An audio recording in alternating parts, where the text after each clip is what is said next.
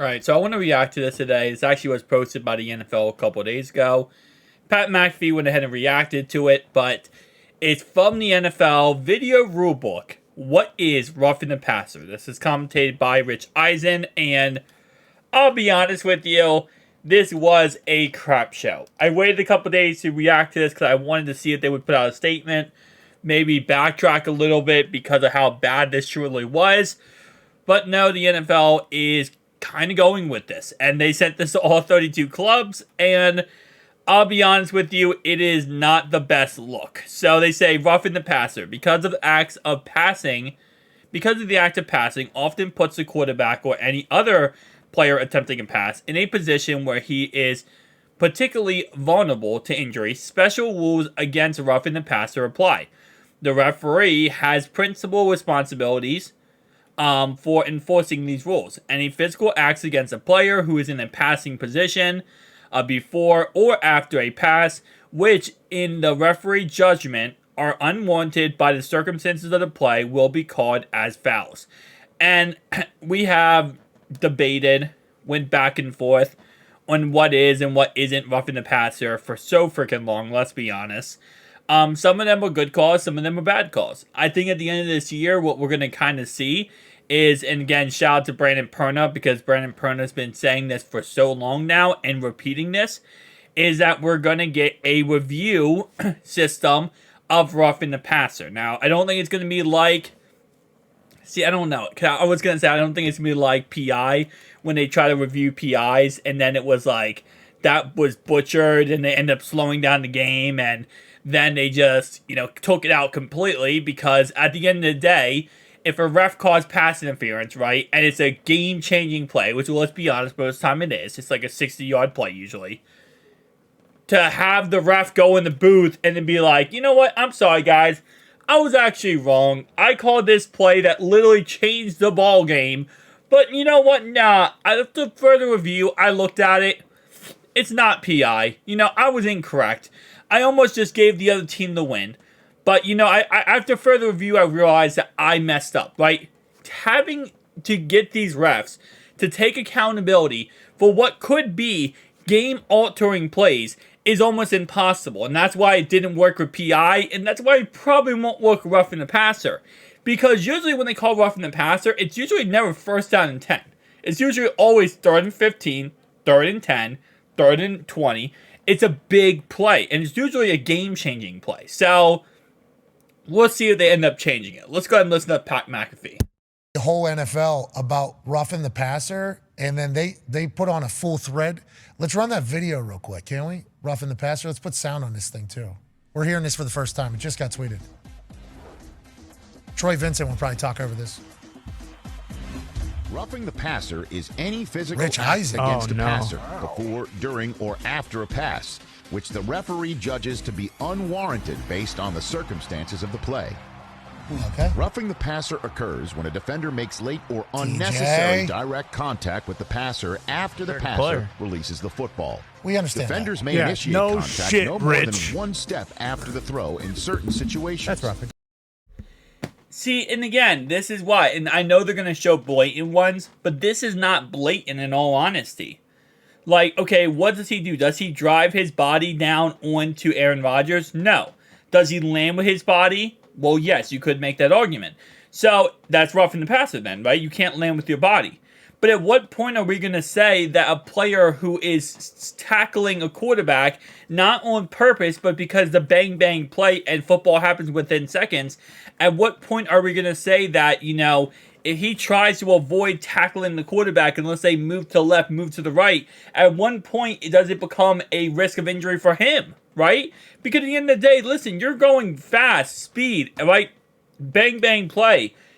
Even as a pass rusher, how are you able to, stop yourself from, hitting the quarterback or landing on the quarterback or doing something like that and then avoid yourself from getting injured? Because at the end of the day, just as the quarterback can get injured, guess what? Pass rushers can too.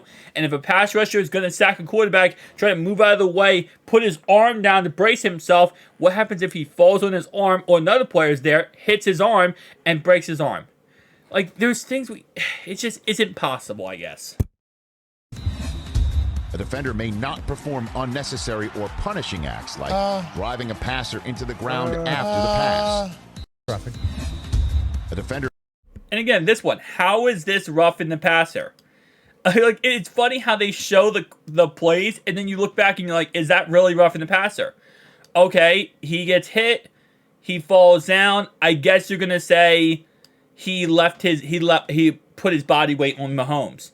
But what do you want him to do? Like, do you want him to try to pull off to the side and try to brace himself? What if he breaks his arm doing that? Like, it's a double standard, and I get it, because it's like we want to protect the quarterback. They're the moneymaker. They're the $1 million items, or $1 billion items. But at the end of the day, it's like, man, you're putting these players in perspective in situations that they can't really win. Like, you're giving a pass rusher at this point a lose-lose situation, and it's costing teams games, players games, coaches jobs, because, you're not making the playoffs because of questionable calls like this. It's ridiculous. Acts like driving a passer into the ground after the pass. The rule applies even if the hit is not late. That's a terrible call. That's in their highlight, dude. It is a foul to forcibly contact the passer's head. See, like, that makes sense, okay? If you hit the guy in the head, if you lower your shoulder to their head, you take out their knees, that type of stuff makes sense. And if they're gonna, that's what should be roughing the passer. The other things they're calling should not be roughing the passer. And I think the other ones are bullcrap. Neck area, or could have been a lot with worse. helmet when contacting any part of the passer's body. A lot of that's incidental. I really do hate that too. It's like, if you even, like, for example, I think it was ironically enough, it was the Chiefs versus Patriots AFC Championship game a couple years ago. And after literally all the guy did to hit Brady, I think it was Chris Jones at the time, he went like this. Like that. Just a hand to this as he's walking past.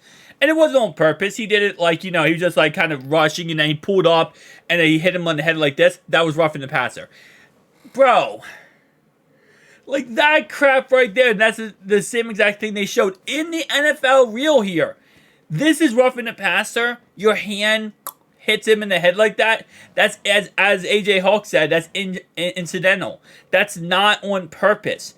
You can't just say, well, if you even look at the quarterback weird, that's roughing the passer at this point. The passer's body. A lot of that's incidental. That should be running to into hit the kicker. knee area or below on a passer, even if the not initial the knee. contact is above the knee. Even if the initial contact is above the knee. A passer who runs outside the pocket area loses the one-step and low-hit protections. Kill him. But if the passer stops behind the line and resumes a passing posture, he will be covered by all the special protections for passers. That's not a penalty. Oh my God. They're putting that in. That one is, say the least. So what they're saying is, if he gets past the line, right, then he automatically, whatever, he's done. He's a runner. We don't care if he gets hurt. We don't care if he breaks his arm. But if he, at the last split second, stops, right, stops at the play, at the line, right before the line, 2 inches before the line is over, and just goes, I'm going to throw the ball now. If he does that, then he becomes a quarterback again. So if he walks an inch forward, he's no longer a quarterback. If he stops an inch before the line, he's a quarterback. So what are you going to tell the defender on the play? How is the defender supposed to react to that? Well, you got to see if he's going to, stop before the 1 inch before the line of scrimmage to throw the ball, or if he's going to run right past the line of scrimmage and throw the ball. While the defender is running full speed, trying his best to make the play, he's running full speed at the quarterback. In what way are you going to tell the defender, listen, you can't go and hit him. You can't go and tackle him. Let him run for like 4 or 5 yards and get a first down. Because if you do, you're going to get penalized. That's ridiculous. That's ridiculous. It is actually almost comedically ridiculous. By all the special protections for passers. That's not a penalty. It's not even a dirty hit either. Like, he could have drove him to the ground. He could have hit him in the head. He hits him with a shoulder to the other guy's shoulder. Oh my God. They're putting that in the video. They're sending that to all the They teams. thought this was going to help them? No, this was. They said that was roughing.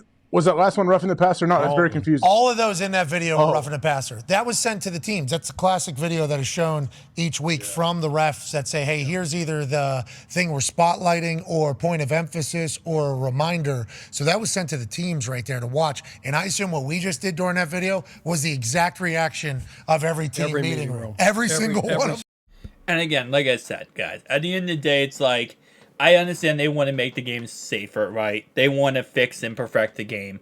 They want to make these players be able to last a lot longer out there and not get hurt, not, have lifelong injuries.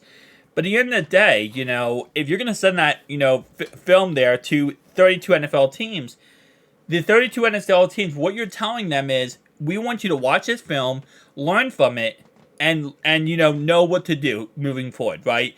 And avoid these problems moving forward. What are you going to teach your guys after watching this film? What is an NFL coach supposed to tell their players, the defensive players, after watching this film? Hey guys, don't hit the quarterback anymore. Don't touch him. Don't try to tackle him. If he's in open field, just don't tackle him because you don't know if once he gets past, like right before he's about to run, and it looks like he's about to become a runner, he's going to stop in the last split second and then throw the ball. What are you supposed to tell your guys anymore? Don't play football. Just allow them to score. Just, who cares at this point? Like, there is nothing you showed in that video, NFL, that made any single club look at it and say, okay, I see what we need to work on. No, because what you did was all they did in that video was prove why we embarrass / talk about the NFL not knowing their own rule book, not knowing what their own rules mean. Because all they did in that video was show us, guys, you can't touch anyone in the NFL. You can't hit anyone in the NFL. Because even they could have went in that, video and just showed, the most ridiculous roughing the passer calls, which actually are roughing the passer, right? Where a guy hits a guy in the head, guy hits each other in the lower knees. Like, you could have showed that and then been like, guys, this is roughing the passer. And then we would all been like, well, duh, that's obvious. But I guess they had to put it out there just in case to cover their butts. Instead, they show things that really should not be roughing the passer, and they show it for what reason? Because they're trying to prove that that's roughing the passer. But you can't stop yourself from half of those things they're showing. It's ridiculous. Guys, tell me down below your thoughts and opinions. I'll see you guys next one.